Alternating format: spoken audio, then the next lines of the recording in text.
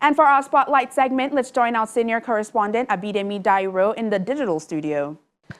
Thank you very much and welcome to this segment. Now, the Nigerian movie industry remains resilient as the fight against the COVID-19 pandemic continues.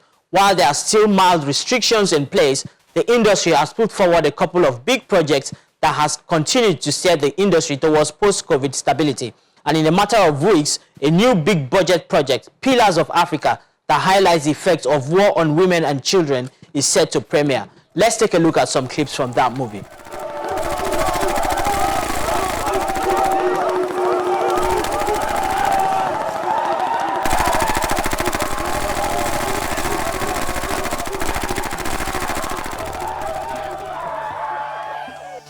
We have done well, oh. We have done well, oh. We have done well, oh. Fighting against those UN dogs. This is our land. Fighting for our land. Now joining me on this segment is the director Innocent Chukwuma, popularly known as One Soul, and Hakeem Kae-Kazim, who is playing a major role in this movie. Thank you very much, gentlemen, for joining us on the program. And it's good to have Hakeem back in Nollywood. Yeah, pleasure. Nice to be back, and thanks for having me. All right, so to start with, Hakeem, this is like your 5th or 6th Nollywood production. What would you say is that thing that keeps drawing you back to Nigeria?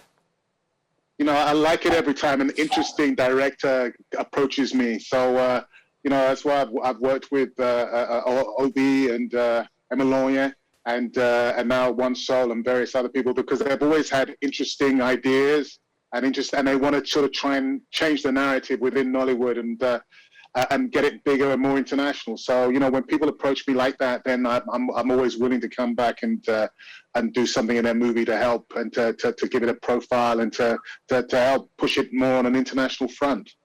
Oh, that very interesting. I'm sure Nigerians are loving to see you on your screen every time they get the opportunity to see you on the screen. But to give all of this a bit of perspective, let's go to the director, One Soul. Could you share with us the details of Pillars of Africa, the movie? What inspired it? Where did you find that story? Pillars of Africa originally was something I started writing over 10 years ago. After writing this story, I wanted to create something magical, you know. And at the time I wanted to film it, about 6-7 years ago, I couldn't do it, you know, because of the budgets and a couple of other things surrounding. 2 years ago, I said, okay, it was time. In fact, 2-3 years ago, I said it was time to film it. So we went on set to start making this film. And then when we went on set the first time 3 years ago, we failed. In the process of making the film 3 years ago, we failed. But I didn't stop there. I knew you can only want to do something big and fail, and then you go back and do it again. Could you tell us about the storyline in itself and why it's important that this story is viewed by a lot of people? Yeah, it's a fantastic story, because from a story that was created 10 years ago, when I was thinking about what children, you know, African children are going through in terms of them being kidnapped and trafficked into sex slavery, prostitution, and turned into different kind of you know, ungodly things you can think of. From that era till now, it's so important because it's even happening now. It's even much more important to tell this story now. Because take you back from the whole Chibok girls who were kidnapped and we're yet to see all of them, to the recent girls who were taken from school. And every day, kidnapping, trafficking, sex slavery, prostitution is happening. And it's ripping us off the future of the African child.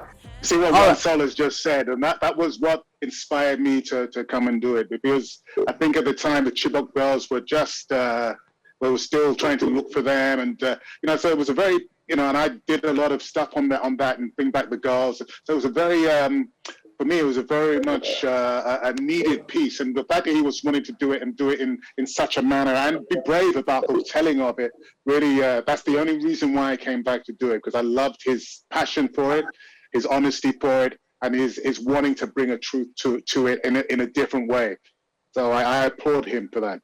Absolutely, and of course the storyline is can be related to a lot of African society right now as we speak, and beyond the war in itself. A lot of people have also pointed out that it's also leading to a lot of brain drain in Africa right now. A lot of people want to leave Africa to Hakeem, in your capacity as someone who has played a role in this movie, and also someone who is an ambassador for Africa 2.0, the renaissance of Africa. How much of a problem do you suppose this is, and what are some of the solutions you think we could get it to solving this big challenge?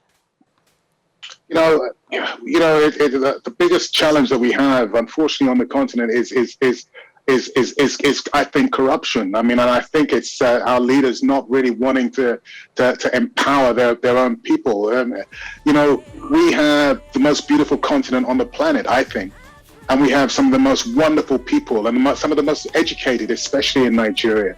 And we need to be able to pull those people home. Most of us don't necessarily want to be outside our countries. We want to be home, but there's no opportunities there. So we need a government that believes in the oneness of Nigeria and the oneness of Nigerian people, and the fact that we can potentially be one of the greatest countries on the planet. And until we find that and find those leaders that look not just for themselves, but look for the greatness of their people. When we find that, and then we will have nobody reckoning with us, because we will be second to none. Back to Pillars of Africa and your character. We watched the trailer just a few moments ago, and we saw your character also has an army leading a rebel group and all of that, and it appears like a role that you've played in other production as well. It looks like every producer and director wants to put a gun in your hand. Exactly. So how does that make you feel? Tell us more about that character, please.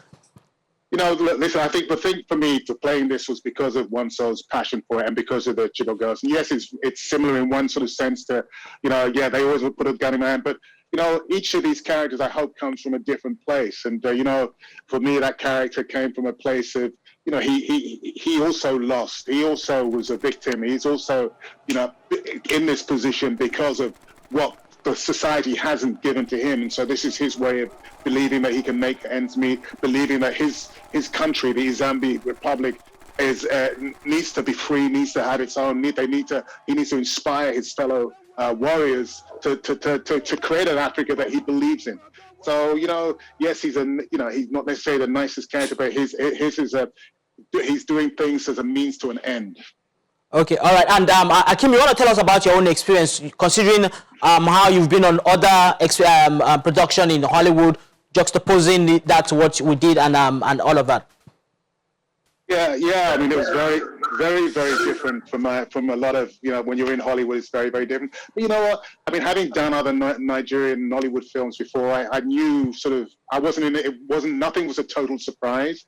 And, the other thing is that, you come to support a young filmmaker who I believed in his passion. I loved where he was coming from, and he was really trying. So why wouldn't I then try and be as supportive as I could for him?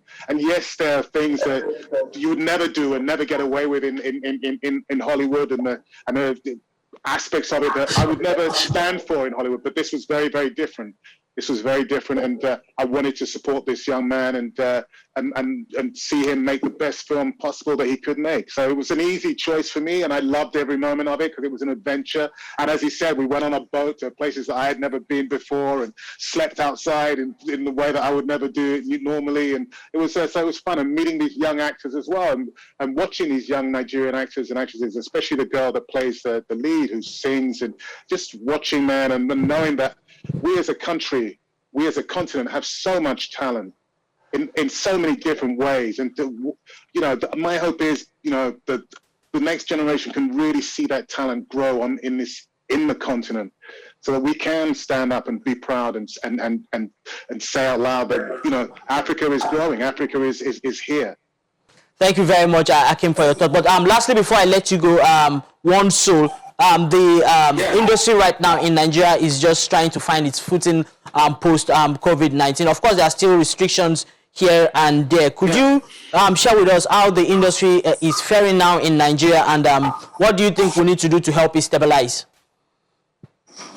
First of all, one of the things that did affect the release of Pillars of Africa was the COVID. The film was ready, and I didn't think it was right to release it at that time because the cinema was not open, and also at the time the cinema was open, they were doing half capacity, and I was worried because, come on, investors' money is at stake for me to put out a film where we are in a country where we have limited cinemas already.